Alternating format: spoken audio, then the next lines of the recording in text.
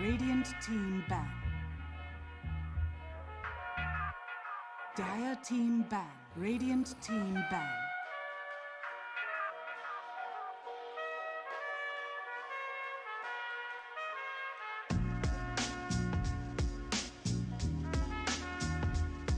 Dire team ban. Radiant team ban. Dire team ban. Radiant team pick.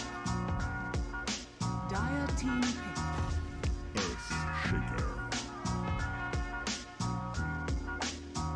Dire team pick.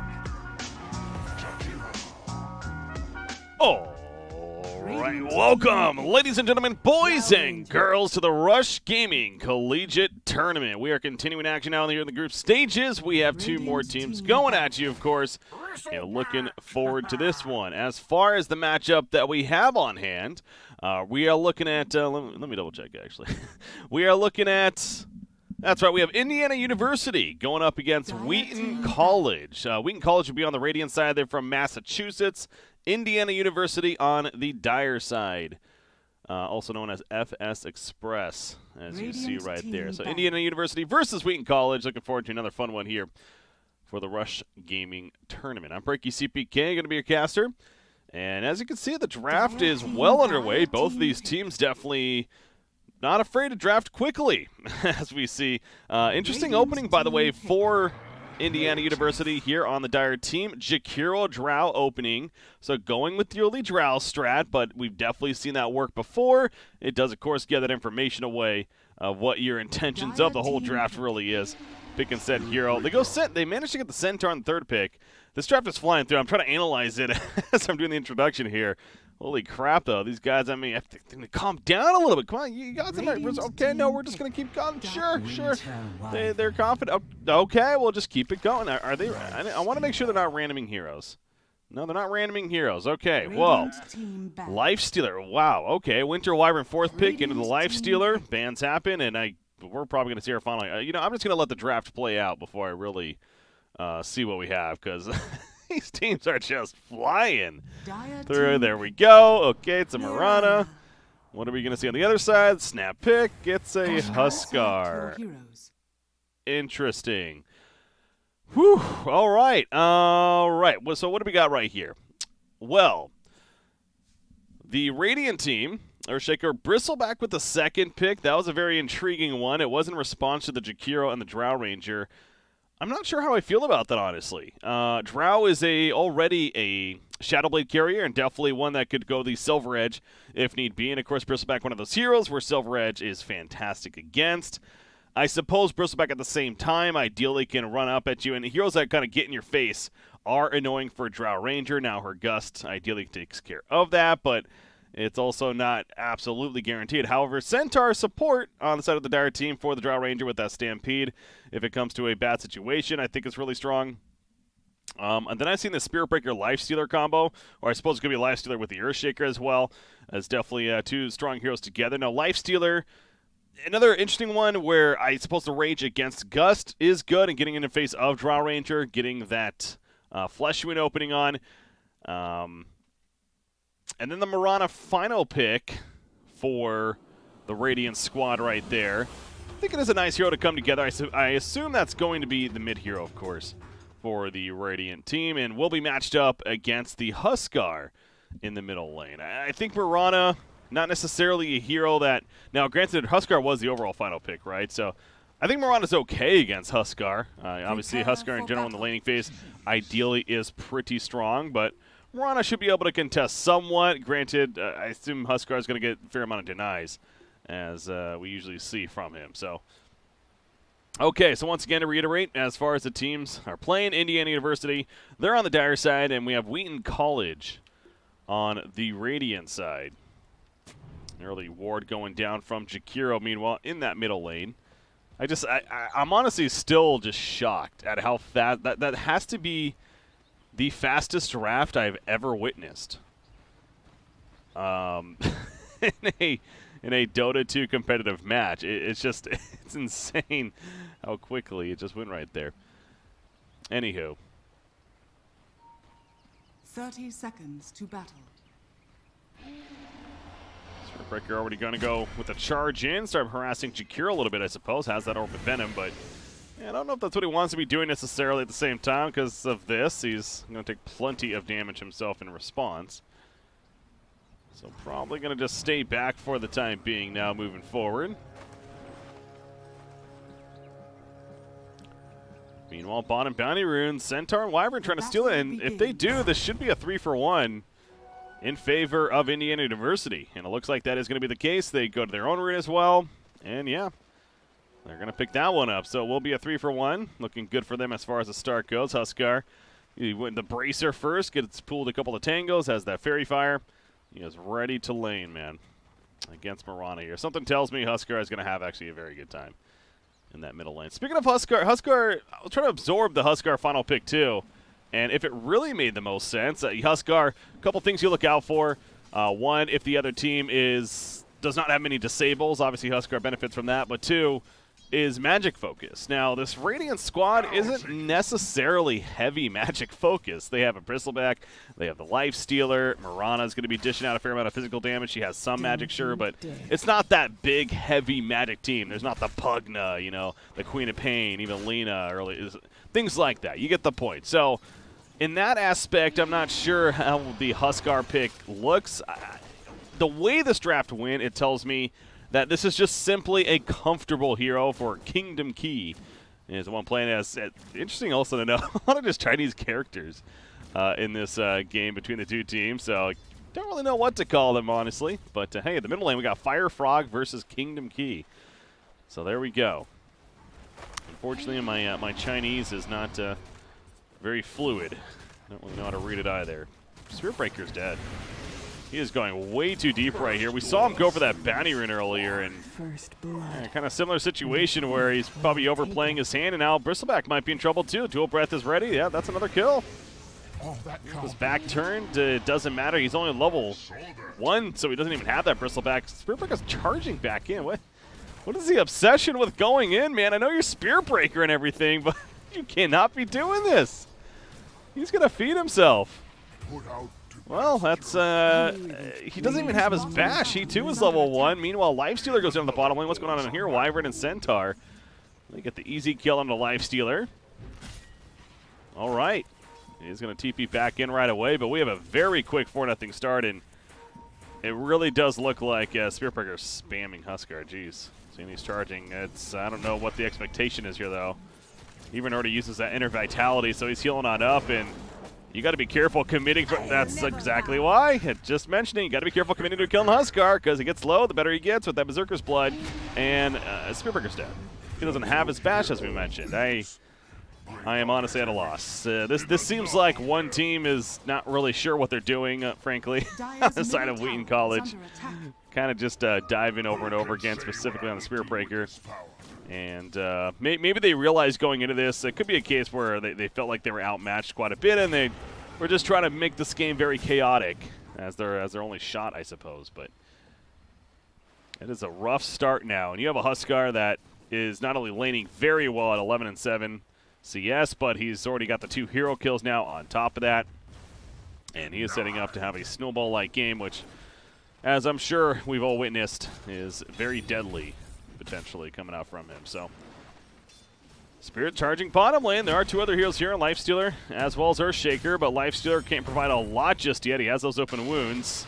Unfortunately, the fissure block preventing any chance of chasing from his own teammate right there. And now Centaur is still holding his ground. A little curious about that. Centaur is really going in. The Splitter Blast on top. He gets the double edge for the kill. He ends up dying, of course, to Spearbreaker, actually. But now Spearbreaker will fall to the Wyvern. Fissure hits, going for the Enchant Totem. No. Wyvern survives. So that whole chaotic gameplay will continue. For the Radiant squad specifically, trying to force these fights. Is Spearbreaker even level 2 yet? Okay, he does have the bash now, at least. He's got that going for him. However, runs right into the hoof stomp and the double edge. And a Wyvern, not really caring too much, even has some stick charges to use if need be. Open wounds are applied. Ronin trying to charge out, actually charges, I guess, into Centaur right there. Centaur, another hoof stomp, double edging again. I feel like we just saw this shortly before. And they will trade each other's lives right there in the end. So, I mean, he's keeping Centaur in check? Not really. Oh, boy, this is...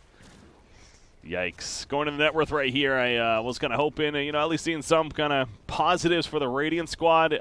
No. This is all the Radiant heroes, unfortunately, are less net worth than anyone on the Dire side. And that is your classic example of a absolutely one-sided match, unfortunately. So right now, Indiana University is most certainly in charge here. In this one and only game of this group stage, of course.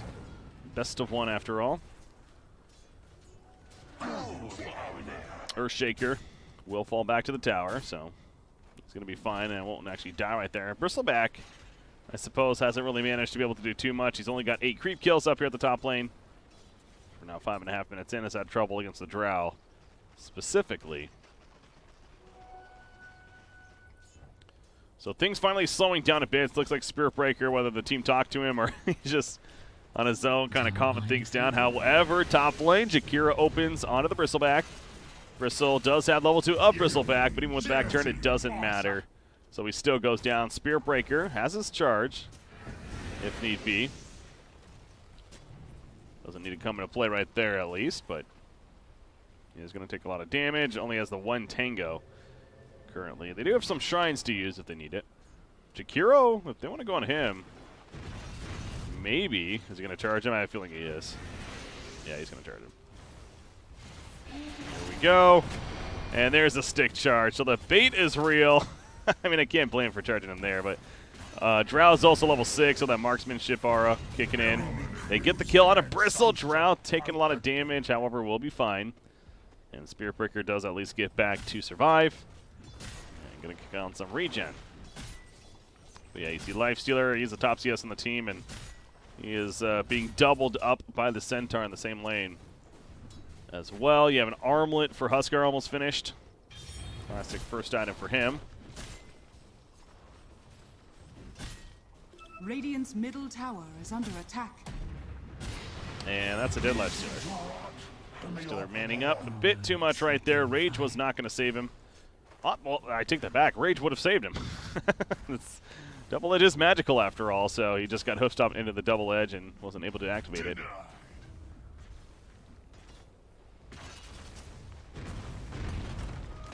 So this top tower, it's going to be heavily pressured. Okay, that was Earthshaker going down at the bottom lane. Another double edge Centaur, proving to be an issue for this Radiant squad. Denied. Radiant's middle tower is under attack. Lifestealer can't really do much right here other than take the auto attacks to the Arctic Burn. Yeah, Earthshaker porting in, but I suppose has a fissure. May need to use it right here to help the Lifestealer out, keep them away. Lifestealer kind of using him as a bodyguard. The fissure, oh, it missed. Oh no, Centaur. Okay, he's not going to be able to run him down. Spiritbreaker is coming in, but he's pretty far away still. Here's a level 3 double edge. This is going to be a kill. Radiant's bottom tower is under attack. The Stampede. You see Spiritbreaker making his way over, but he was just on the top of the map, so unfortunately, it took a lot longer than he hoped for. Nice job of the Cold Embrace timing. Bristleback goes down once again at the top lane. Meanwhile, but Centaur, he's just simply going to TP. Hope for no bash. Unfortunately, the bash comes in right after. And there's a second one just for good measure. Lifestealer will secure the kill, so well played by the Spiritbreaker right there. So GG, well played. Cool. Funny. Nice deny by Mirana in the middle lane. Just on the tower, so slight positive there. This Bristleback, though, even with the back turns, it just doesn't matter. I mean, Drow took a lot of damage, but he didn't really care. And I suppose they're going to try Roshan, because they feel very confident about the game right now. Not much to be scared about on the map currently. An icy chill restores.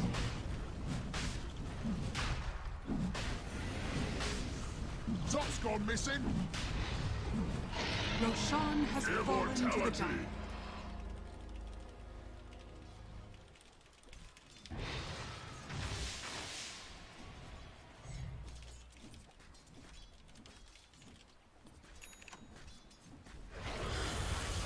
Drow. Turning once again. We've seen this before. Bristol this time will be fine.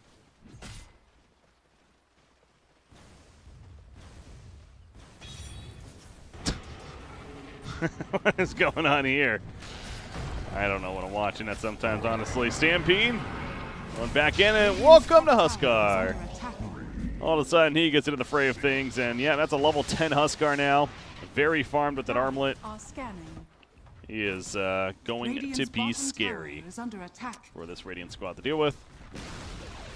Radiant's bottom tower has fallen. Bounty runes are up. No one getting them just yet. That's because they're trying to pressure these towers. Nice deny once again from Mirana. She is on top of that. It's her second tower deny of the game. What are they counting down? The guy said 2 minutes. Now he says 1 minute. Are they counting down to something? I don't know. Wait, are they really calling GG? I'm confused.